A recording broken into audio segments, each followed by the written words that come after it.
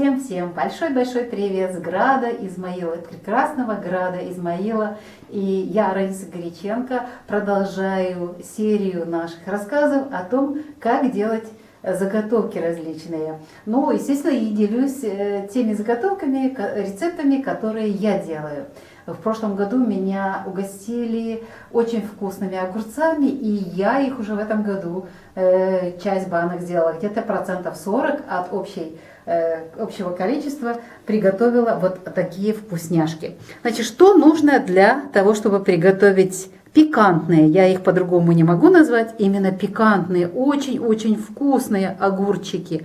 Для этого мне понадобится чеснок, вон вот я подготовила уже на дно банки, лавровый лист, черный перчик, вот он у нас, обязательно горчица, семена горчицы, очень хорошо тоже сюда ложить. Дальше нам нужно обязательно взять кетчуп шашлычный, любой фирмы, или кетчуп, соус чили, вот я их смешиваю, пробовала делать в отдельности, получается более острый.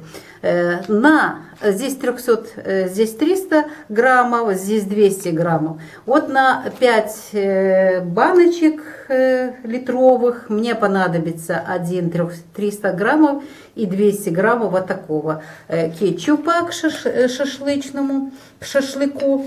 Далее соль, сахар, ну и сами огурцы, естественно, уксус. Тем, кто не признает уксус и страшно боится ингредиентов, которые есть в кетчупах, конечно, лучше это не готовить. Но нам очень нравится именно этот рецепт, и мы его обязательно используем при приготовлении наших вкусностей на зиму. Итак, я хочу остановиться на том, сколько нужно вот всех ингредиентов на 3-литровую банку. Ну, укладываем огурцы столько ровно, сколько вместится. На дно чеснок, лавровый лист и черный перчик. Если есть укроп, можно и укропчик положить. Если его нету уже в конец лета, то можно и без укропа обойтись. Итак, заливаю первый раз на 15 минут кипятком. Накрываю, крышка постояла, и готовлю рассол. На 3-литровую банку у меня идет 1,5 литра этого рассола сиропа, очень вкусного. Значит, на 1,5 литра я положу 2 ложки сахара, вот таких, и ложку соли. И на 3-литровую банку положу вот 300-граммовую вот такую упаковочку в кипящую. Полностью в банку отправляю вот этот кетчуп. Он у меня закипает. Я выливаю из банки первый кипяток, добавляю сюда 3 ложки уксуса 9% и заливаю кипящий вот этот рассол из кетчупа. Сюда же добавляю, забыла, горчицы, семена горчицы и соли и сахара.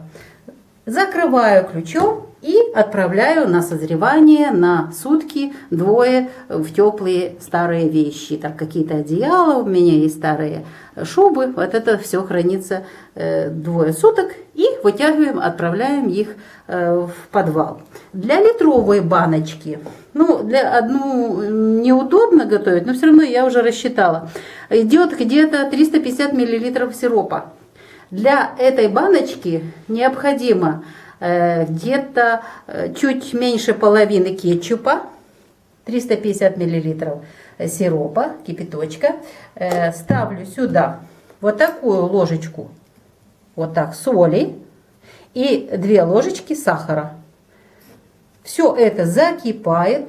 Эту баночку я дважды заливаю кипятком, а на 3-й раз вот с этим готовым сиропом, сюда же перед тем, как заливать готовый сироп, я добавляю ложку уксуса 9%. И тоже закрываю и отправляю на созревание на 2 суток.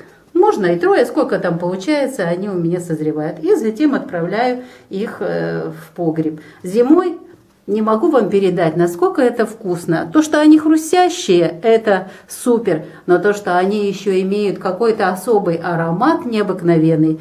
Видимо, при приготовлении вот этих кетчупов различных, соусов, используются какие-то особые травы, но настолько пикантный вкус получается, что просто советую. Приготовьте такое и не пожалеете об этом.